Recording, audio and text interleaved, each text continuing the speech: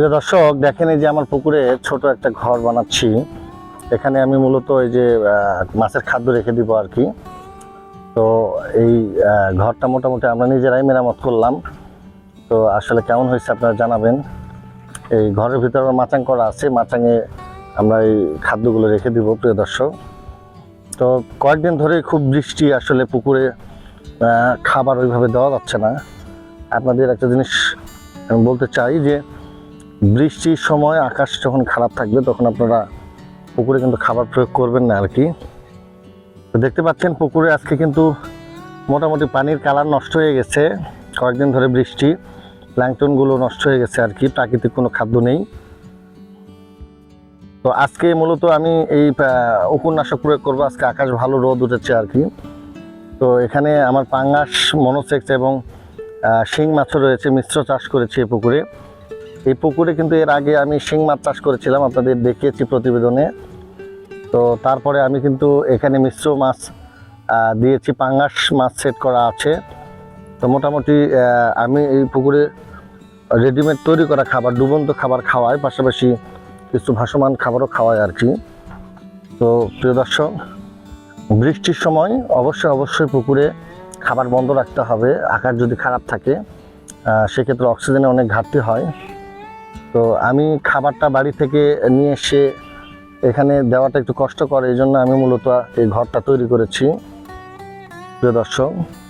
তো প্রিয় দর্শক, আজকে যে দেখেন আমি উকুননাশক প্রয়োগ করতেছি। এই কার্প জাতীয় মাছের কিন্তু আসলে উকুনের সমস্যাটা বেশি হয়।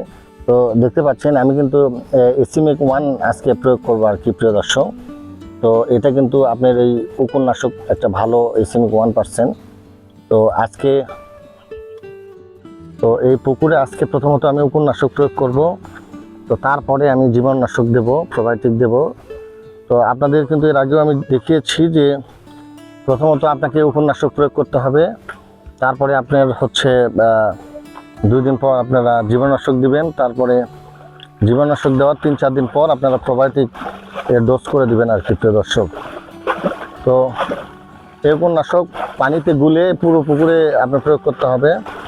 তো এই এসিমিক 1% বা যে কোনো ভালো উপন্যাসক ভার্কিল আছে যদি আপনারা প্রয়োগ করেন, সেক্ষেত্রে কিন্তু উকুনের যে সমস্যাটা, মাছ মূলত বাংলা মাছের যে ফুলকাতে বা লেজে বা আপনার হচ্ছে যে নাভিতে যে রোগটা হয়, ফুলে যায়, উকুন হয়, এই রোগটা থেকে আপনারা রেহাই পাবেন আর কি।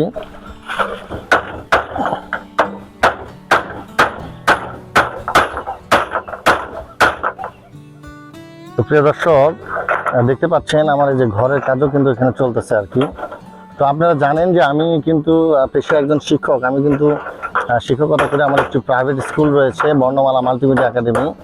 আমি এই স্কুলের প্রতিষ্ঠাতা পরিচালক। তো এই জন্য আমি কিন্তু সপ্তাহের বাকি দিনগুলোতে স্কুল নিয়ে খুব ব্যস্ত থাকতে হয়। এই জন্য আমি আসলে শুক্রবার করে কিন্তু এই পুকুরের কাজগুলো করি। আজকে শুক্রবার, এই জন্য এই যে আমার ঘরটা এখানে তৈরি করা হচ্ছে, পাশাপাশি আপনার হচ্ছে যে পুকুরের মেডিসিনও প্রয়োগ করা হচ্ছে। তো এই যে এই ঘরে কিছু ফিড আমি নিয়ে এসে স্টক করব। তো প্রিয় দর্শক, আপনাদের আমি যদি দেখানোর চেষ্টা করি, দেখেন একটানা কয়েকদিন ধরেই বৃষ্টি, এই জন্য কিন্তু পুকুরে খুব একটা ভালো নাই, গ্রোথ নষ্ট হয়ে গেছে পানির। তো এই জন্য আজকে প্রথমত জীবাণুনাশক প্রয়োগ করব।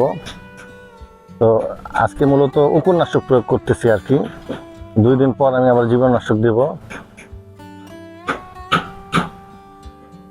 এটা কিন্তু আমার 50% জায়গা প্রিয় দর্শক। তো প্রিয় মাছ চাষি খামারি ভাইরা, আপনারা অন্তত 20 দিন বা 1 মাস পর পর এই উপন্যাসক আপনারা পুকুরে প্রয়োগ করবেন। উপন্যাসক যদি না দেন, সেক্ষেত্রে বাংলা মাছ বা মিশ্র চাষি কিন্তু ব্যাপক সমস্যা হতে পারে। তো প্রিয় দর্শক, এখন এই যে আমাদের উপন্যাসক এটি পুরো পুকুরে সুন্দর করে ছিটিয়ে দেওয়া হবে। আসলে বর্ষার মধ্যে যখন ওয়েদার খারাপ থাকে তখন আপনারা কোনো মেডিসিন প্রয়োগ করবেন না। তো আজকে যেহেতু রোদ বের হয়েছে, আকাশ ভালো, তাই আজকে আমি আমার পুকুরে এই উকুনের ডোজটা করতেছি আর কি। এটা আমার 50% জলা, 1500 পিস পাঙ্গাস দিয়েছি, 500 পিস মনোসেক্স দিয়েছি, বাংলা মাছ, রুই, মৃগেল, সিলভার কাপ এগুলো রয়েছে, পাশাপাশি 30,000 শিং মাছ দিয়েছি। আমি আপনাদের দেখিয়েছিলাম যে শিং মাছ কিন্তু মিশ্র চাষের মধ্যে করলে অনেক গুণ লাভ পাওয়া যায় আর কি। বছর শেষে আপনি যখন পুকুর শুকিয়ে ফেলবেন তখন একটা মোটা অঙ্কের লাভ কিন্তু এখান থেকে পাবেন আর কি প্রিয় দর্শক।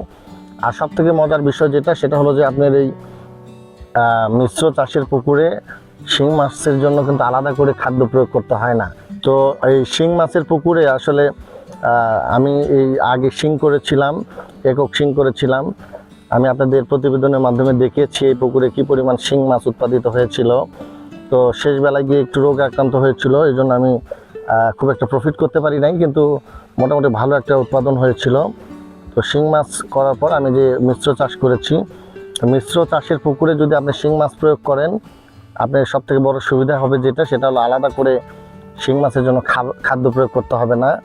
অটোমেটিক্যালি মাছটা কিন্তু প্রাকৃতিক খাবার খেয়ে কিন্তু হয়ে যাবে প্রিয় দর্শক। এই জন্য আমি আপনাদের বারবার সাজেশন করব, আপনারা যারা মিশ্র চাষ করেন তারা অবশ্যই কিন্তু এই মিশ্র চাষের মাঝে কিছু ক্যাপসিড জাতীয় মাছ দিয়ে রাখবেন প্রিয় দর্শক। তো প্রিয় মাছ চাষি খামারি ভাইরা, আমি আপনাদের আবারও একটা জিনিস বারবার সতর্ক করছি, আপনারা যখন পুকুরে ওয়েদার যখন খারাপ থাকবে তখন পুকুরে কখনোই খাদ্য দিবেন না। তখন কিন্তু ব্যাপক পরিমাণে একটা অক্সিজেনের ঘাটতি দেখা দেয় পুকুরে। এই জন্যে যখন নিম্নচাপ থাকবে বা একটানা কয়েকদিন ধরে মেঘ থাকবে, আপনারা খাবার বন্ধ রাখবেন। তখন কিন্তু কোনো মেডিসিনও প্রয়োগ করা যাবে না, এটা মাথায় রাখতে হবে প্রিয় দর্শক। তো এই যে মেডিসিনগুলো সুন্দর করে পুরো পুকুরে কিন্তু ছিটিয়ে দিতে হবে আপনার। শুধু কিন্তু আসলে মেডিসিন প্রয়োগ করলে না, এটা সুন্দর করে পানিতে মিক্সড করে পুরো সর্বত্র ছিটিয়ে দেওয়ার চেষ্টা করবেন আর কি, তাহলে সেই রেজাল্টটা ভালো পাবেন প্রিয় দর্শক।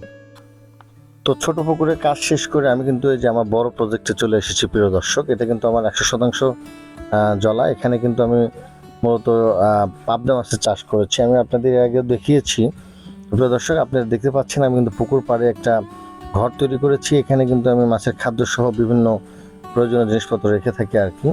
তো এই আমার বড় প্রজেক্টে আপনারা দেখতে পাচ্ছেন যে বর্ষাকাল প্রচুর পরিমাণে বৃষ্টি হচ্ছে কয়েকদিন, একবারে পুরো পুকুর কিন্তু বৃষ্টির পানিতে একবার টয়টম্বুর করছে। তো আজকে মূলত এই পুকুরে তেমন কোনো কাজ নেই, আমি কিন্তু দেখার জন্য এসেছি যে পুকুরে কী পরিবেশ পরিস্থিতি।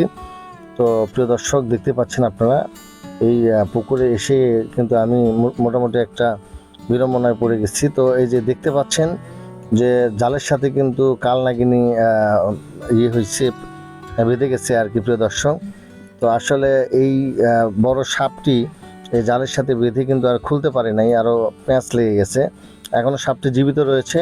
তো সাপটিকে আসলে জীবিত অবস্থায় মুক্ত করে দেওয়ার জন্য চেষ্টা করলাম। আমি নিজেই পুকুরে নেমে গেছি, আপনারা দেখতে পাচ্ছেন।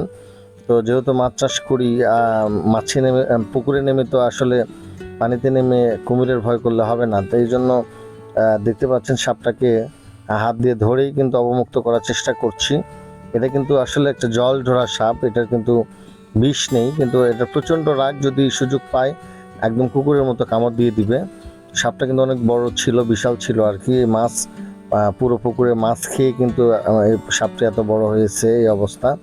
তো অনেক চেষ্টা করলাম সাপটিকে জীবিত অবস্থা অবমুক্ত করার জন্য, কিন্তু আসলে এমনভাবে প্যাঁচ লেগে গেছে জালের সাথে নেটের সঙ্গে, এটা কিন্তু জীবিত অবস্থায় কোনোভাবে আমরা করতে পারছি না। তো প্রিয় দর্শক, এরা কিন্তু পুকুরে ক্ষতি করে, ক্ষতিকারক, কারণ এরা স্বাভাবিকভাবে পোনা মাছগুলো খেয়ে ফেলে। তো আসলে বিষয়টা হলো যে এরা তো প্রকৃতির সৃষ্টি, উপরওয়ালার সৃষ্টি, তো এদেরও একটা হক রয়েছে। এরা যে পরিমাণ মাছ আপনার পুকুর থেকে খাবে এটা কিন্তু কখনোই কমবে না। স্রষ্টা কিন্তু এই বিষয়টা বা আবার অন্য দিক দিয়ে আপনাকে পুষিয়ে দিবে। এই জন্য আসলে বিষয়গুলো ওইভাবে আক্রমণাত্মকভাবে চিন্তা করলে হবে না। তো আসলে আপনার পুকুরে সাপ, ব্যাঙ, মাছ সব কিছুই থাকবে, এটাই স্বাভাবিক ব্যাপার। তো দেখেন, আমরা কিন্তু অনেক চেষ্টা করার পরেও সাপটিকে জীবিত অবস্থা অবমুক্ত করতে হয়তো পারবো না আর কি। তো এখনও জীবিত রয়েছে সাপটি। তো আসলে এই সাপ এগুলোর সাথে অনেক ছোটোবেলা থেকেই আমাদের সখ্যতা, আমরা যেহেতু গ্রামে বড় হয়েছি, তো আমরা শেষ পর্যায়ে সাপটিকে অবমুক্ত করতে পেরেছি, কিন্তু দুঃখের বিষয় এটা জীবিত ছিল না প্রিয় দর্শক। তো দেখতে পাচ্ছেন এই বড় পুকুরে কিন্তু আমি কার্প জাতীয় মাছ ছেড়েছিলাম এবং পাবদা মাছ ছেড়েছিলাম। তো আমি যেদিন কার্প জাতীয় মাছ ছাড়ি, ব্রিগেড মাছ ছেড়েছিলাম, সেদিনকার একটা চিত্র আপনাদের দেখানোর চেষ্টা করছি। তো এই যে প্রিয় দর্শক, দেখতে পাচ্ছেন এগুলো কিন্তু 1 কেজি করে ওজন এক একটা ব্রিগেড মাছের। এগুলো কিন্তু সোনালী কালারের ব্রিগেড। এগুলো কিন্তু পাবদা মাছের মাঝখানে আমি ছেড়েছিলাম। তো এই পুকুরে কিন্তু আমি মোটামুটি 70,000 পাবদা মাছের রেণু দিয়েছি প্রিয় দর্শক। এই পুকুরে কিন্তু মোটামুটি 100% জলাতে 70,000 পাবদা মাছের রেণু দিয়েছি, কারণ আমি শীতের আগেই কিন্তু এই মাছটা যেন হারভেস্ট করতে পারি, দ্রুত মাছটা যেন বড় হয়, সেই জন্য আমি কিন্তু অতিরিক্ত পরিমাণে মাছ না দিয়ে পরিমাণ মতো মাছ দিয়েছি, যাতে অল্প দিনের মধ্যে আমি কিন্তু এই মাছটা তৈরি করতে পারি প্রিয় দর্শক। তো দেখতে পাচ্ছেন আমার পাবদা মাছগুলো কিন্তু অনেক ভালো ছিল, 500 লাইনের মাছ ছিল। এইগুলো কিন্তু মোটামুটি আমি পাশের গ্রাম থেকে একটি চাষি ভাইয়ের কাছ থেকে মাছগুলো কিনে নিই। তো এই 500 লাইনের পাবদা মাছ এগুলো কিন্তু আমি ছেড়েছিলাম তখন। মাছগুলো অনেক সুস্থ সবল আপনাদের আমি দেখানোর চেষ্টা করলাম প্রিয় দর্শক। তো মোটামুটি আমার এই বড় প্রজেক্টে এই পাবদা মাছ ছাড়ার আগে কিন্তু তেলাপিয়া বা মনোসেক্স মাছের চাষ করেছিলাম, সেটিও আপনাদের আমি দেখিয়েছি। তো প্রিয় দর্শক, আমার কিন্তু এই প্রজেক্টটাও নিজস্ব, আমি এর আগে আপনাদের যেটা দেখাইছি 50 শতাংশ, ওটাও নিজস্ব। তো এই আমার এই পুকুরের পাশেই কিন্তু ওই কর্নারে কিন্তু একটা ছোট পুকুর রয়েছে, সেটাতে কিন্তু আমি বরাবর শিং মাছের চাষ করে থাকি, আমি সেটাও আপনাদের দেখেছি প্রিয় দর্শক। তো এই যে পুকুরে কিন্তু দেখতে পাচ্ছেন আমরা পাবদা মাছগুলো অবমুক্ত করলাম। তো প্রিয় দর্শক, এই যে যেদিন পাবদা মাছ আমি অবমুক্ত করেছি সেদিনের একটা দৃশ্য আপনাদের দেখানোর চেষ্টা করি। তো এই পাবদা মাছগুলো কিন্তু আমি গাড়িতে করে নিয়ে এসেছিলাম। তো এখান থেকে কিন্তু রাস্তা থেকে ভার যোগে কিন্তু আবার এই মাছগুলো আমি পুকুরে ছেড়েছি প্রিয় দর্শক। তো মোট কথা হলো যে আমি আপনাদের যেটা বোঝানোর চেষ্টা করছি, তো আমি পুকুরে এই মোটামুটি শুক্রবার করে শ্রম দিই। আমি আপনাদের বলবো যে পুকুরে সবসময় খেয়াল রাখতে হবে এবং শ্রম বিনিয়োগ করতে হবে প্রিয় দর্শক। শুধু মাছ ছাড়লেই কিন্তু আপনি সফলতা পাবেন না, আপনাকে খেয়াল রাখতে হবে, যত্ন নিতে হবে। কথায় আছে যত্ন নিলে কিন্তু রত্ন মিলবে। তাই প্রিয় মাছ চাষি খামারি ভাইরা যারা নতুন চাষে আসছেন, খামার করছেন, অল্প কিছু পুঁজি নিয়ে শুরু করেছেন, অবশ্যই সবসময় খেয়াল রাখবেন, শ্রম দিবেন এবং যত্ন নেবেন। এভাবে আপনারা যদি মাছের পরিচর্যা করেন, অবশ্যই একদিন সফলতা আপনাদের দ্বার প্রান্তে এসে ধরা দিবে প্রিয় দর্শক। আজকে এ পর্যন্তই। আমি আপনাদের সাথে আবারও নতুন একটা প্রতিবেদন নিয়ে হাজির হব। সবার জন্য অনেক অনেক শুভকামনা। নতুন খামারি ভাইদের জন্য অনেক অনেক ভালোবাসা রইল। আমার এই প্রজেক্টগুলো দেখে যদি আপনার ভালো লেগে থাকে, আমার চ্যানেলটি অবশ্যই সাবস্ক্রাইব করবেন। সবাই ভালো থাকবেন, সুস্থ থাকবেন।